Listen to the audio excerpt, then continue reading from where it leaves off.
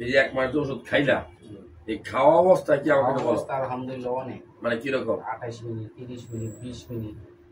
28 minute, 30 minute, 20 minute, 20 minute. শুকরিয়া আদায় আমি যদি কই যে না আমি 1 ঘন্টা সমস্যা নাই, কিন্তু শুকরিয়া মানে এটা হলো প্রথমে বলি যে শুকরিয়া আদায় করতে হবে। কারণ হলো টাইমিং, এই যে মানুষের টাইমিংটা কেন কমে, আগ্রহটা কেন কমে, এটা হলো টেস্টোস্টেরন হরমোনটা কমে গেলে। তোমার হরমোন ছিল একদম 1-এর নিচে, কত 0.78। আমরা ওষুধ দিছি, ওষুধ খাইছ, তোমার হরমোনও বাড়ছে, তোমার টাইমিংও বাড়ছে। টাইমিং কতটা বাড়ছে?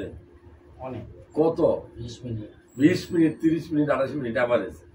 এখন এই যে হরমোনটা যে কমছে, এই হরমোনটা কেন কমে?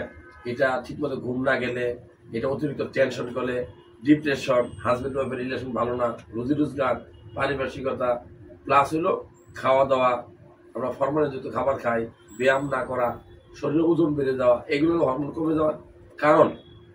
এখন এখন যে হরমোনটা বাড়ছে তোমার, এটা ওষুধ দিছি প্লাস খাবার খাইতে বলছি।